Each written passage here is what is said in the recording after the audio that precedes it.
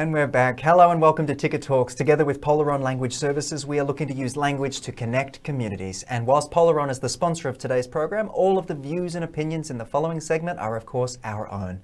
I would also like to acknowledge that this segment is being held on the traditional lands of the Wurundjeri Woiwurrung people, and I pay my respects to elders both past, present, and future as well. And I am joined by Director of Polaron Language Services, Eva Hussein. Welcome. Welcome. Hello, thank you, Mike. Now, what's been going on at Polaron this week? I know you guys are always busy coming up with new and innovative ways, ideas to connect with your multicultural communities. Yes, so look, from time to time, I don't know if you know this, Mike and our viewers, but interpreters and translators work undercover. Did you know that? I feel like what happened in Afghanistan recently highlighted that for me. But even in Australia, so from money laundering to human trafficking, sometimes there is a need for language services to be used. Our interpreters and translators often work in those spaces. I have personally worked on a couple of undercover operations. Really? Very, I want to say exciting, but you know what I mean. But it is an area where, of course, we cannot tell you too much about. Yes, it. right. But interpreters are out there and they work undercover a lot, actually, in many different languages. So, okay. Yeah, for law enforcement agencies. But what I wanted to also mention today is our mental health forum that's coming up on the 29th of September. And we called it the other 21%. Do you know, Mike, what the 21% might stand for? I don't. What are people who are missing from something? Right, from the big picture of how we manage mental health. So the 21% is the number of people that were born outside of Australia and may not speak English well. So we called it that because in this space there's a lot of othering. I mean, we talk in the mainstream a lot about mental health, but some communities are missing out. So the forum will be an opportunity to talk about that and highlight the needs of diverse communities. Fantastic. Another great thing to come out of Polaron. So what about miscommunication of the week? You often bring me something that we've seen out there in the wild that has caused an eyebrow to be raised. Right. So this one is a bit of a mistranslation in the Polish language, which is the language that I speak in addition to English. And that is how curfew has been translated into Polish, and it means police hour, implying that we are a police state. So on social media and many other conversations that I've had with the Polish community, people are unclear what that actually means, because we're not a police state. But when you use language that's not quite right and it's a mistranslation, it can really damage the conversation and get people worried, essentially. So again, we encourage people to check translations that have been done, because that would have been picked up if another translator had access to this particular translation. And the quality of decent translation is highlighted each week here on Ticket Talks. But let's move into our main discussion for today. And although community policing is a phrase commonly used within both the criminal justice system and the public domain, it can still have a different meaning to many people, as we just touched on. Today we look a little deeper into the concept, including what it means for communities and how it actually works within the community to foster increased trust with authorities and improve relationships between individuals, organisations and law enforcement as well. Let's bring in our guests for today. And Akuch Anyieth is a graduate researcher in crime, justice and legal studies, also an author. Her research interests include masculinity, domestic violence and the law. For the last 10 years, Akuch has worked within the criminal justice system as well as government organisations and non-government organisations, I should say. And Joseph Youhana is the president of the Australian, Assyrian, Chaldean Syriac Advocacy Network. He's going to help me pronounce that in a moment. And a community activist and leader. He was recently awarded the Hume Citizen of the Year Award for his work with the former refugee communities to help with settlement, as well as mentoring and leading youth in the community. I'd like to welcome them both to the program. Thank you so much for joining us today. Joseph, how did I do with the name of your group? Little bit confusing. You need the help from Eva. It's a Assyrian, Chaldean, Syriac Advocacy Network. There we go. That's how it's done. Assyrian, Chaldean, Syriac. So Joseph, I'll start with you. What role does your group, the Australian, Syriac, Chaldean, how do I say it? Chaldean Syriac Advocacy Network play in bridging the gap between multicultural communities and government and non-government organisations, I should say, as well? Look, thanks for the invitation and to be here and speak about this issue, the community policing. To answer your questions, the group that we have created, it is an umbrella, trying to be an umbrella group across all the ethno-specific communities that they are here and there with different organizations and advocacy. What we're trying to bring is to bring all their voices together and try to be involved in informing policies that's relevant to the needs of the refugees and asylum seekers living in Australia and being involved also on a state and federal level. Of course, the local is going to be always there, but our role is to be the bridge, be the voice. Sometimes governments, different governments, try to reach to communities and they can't find them, or if they find them, they're not actually the right representation. So after working during COVID, I mean, we tried to bring everyone together, and actually we can end up with a good group of representation from different colors that they can present the communities in the right direction. So that's why we're here. Fantastic. United under the one umbrella. Now, Akuch, could you tell us more about your research, which covers domestic violence and the like, as well as the law? We understand it covers South Sudanese customary laws pre- and post-migration experiences of South Sudanese families as well. Can you just run us through a bit about what you've discovered? Yes, thank you so much for having me. I really appreciate the invitation. My research is examining family violence intervention orders within the South Sudanese community in Victoria.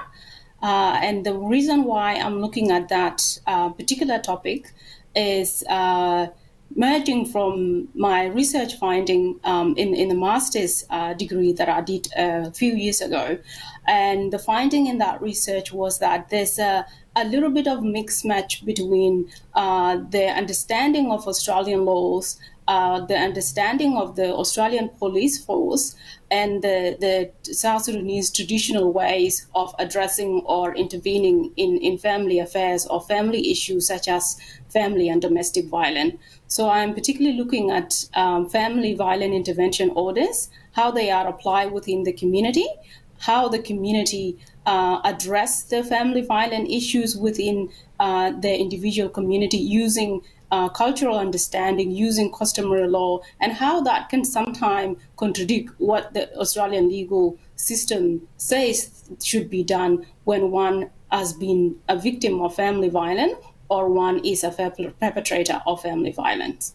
No, needless to say, there's definitely a bit of miscommunication going on in that sector. But I'll go back to Joseph just quickly. And with what we've seen during the pandemic, it's important to consider this topic, of course, and the effect on multicultural communities who might not have been provided a clear picture. So is community policing, and how does it support multicultural communities? Are they doing enough?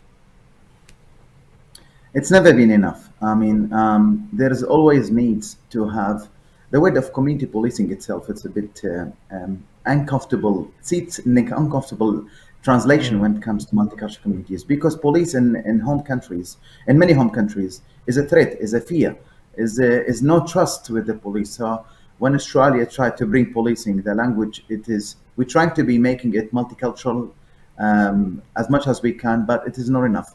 I think there is a lot of work need to be done with the community policing, and the work need to be more, galvanized with the community itself, not to be decided on a higher level and brought into the community. Here we go, take it. It's about partnership with the local community members, partnership with the citizen on the ground, with the multicultural communities, and then having voices of these multicultural communities in different tables and discussions to assist the role of community policing. And that's not been happened as enough as it's been required to be, especially in the COVID and beyond COVID. I think there's more need to work to be done in the coming months and coming years. And that's why we're trying to work on lobbying and advocating that the role need to be from the community itself, not to be decided by someone else. And that's why we have discussions like this on Ticket Talks. I appreciate that. And Akuch, what are the specific barriers or challenges that diverse communities face in understanding or engaging with the criminal justice system or police in general that you've discovered or seen? And thank you. And to just, I think to echo what Joseph was saying, there's a lot still needs to be done within the core communities and their relationship and the way they relate with the Victorian police or with the police in general in Australia. And one of the barriers is that we often find in research and in the day-to-day work that we do within the community and with the police is the challenge of language barrier. Secondly, cultural understanding sometimes can be very quite challenging from the police perspective, though that I do acknowledge there's a lot of cultural competency training happening right now within the police getting trained, and I think that is a great start. However, we do need to do more in a sense that community policing needs to understand that within the core communities there are level of understanding and there are level of experiences in terms of their contact with the police pre-migration also, because like someone mentioned earlier, I think it was Joseph, that back home in the home countries of migrants in Australia or core communities, police is almost a sibling to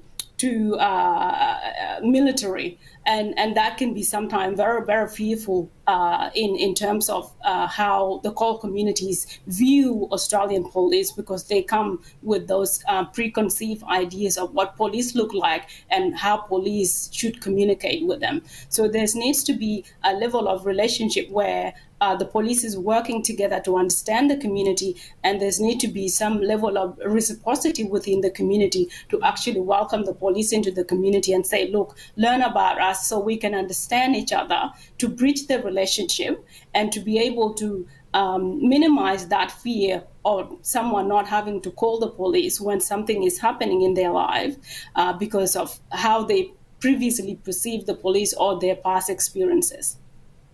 That was very well put. Guys, thank you so much for coming on the program and having a discussion with us today. We might have to check in back down the track because there is so much to unpack with this one, and I appreciate you both for coming on the program. My pleasure. Thank you so much for having me. See you later. Eva, another wonderful discussion, ongoing discussion. Would you like to summarise a little bit about what we touched on today's discussion? Thank you, Mike. So both Akuch and Joseph have very succinctly and clearly explained that it is a challenge and that communities and also police are working on bridging the gap in terms of language understanding and those relationships. But what I really like and what really resonated with me is also the communities, the grassroots movement that Joseph spoke of coming to the fore, I guess, and you know, not people telling us what to do, but we also need to feel empowered and contribute to the conversation and represent our communities as he's doing, as Akuch is doing. All the research that we're doing at the grassroots levels and all the activities will hopefully bring us closer, because people that do come from war-torn countries where there's fear of authority, they do struggle with how the police is perceived and what they do, what their job is. So I think it is work in progress, but we're kind of slowly getting there, I think. And what we've seen from the pandemic has done little to help, I imagine, just with a lot of the things that have been going on. Yeah. But another one that we can unpack another time. Eva, thank you again. Thank you. Guys, if you've got any questions about how to reach your multicultural audiences, get in touch with the team at Polaron. The contact details are along the screen there. I'm Mike Loder, and thank you so much for joining us for another discussion here on Ticket Talks. And be safe, be well, and I will see you again soon.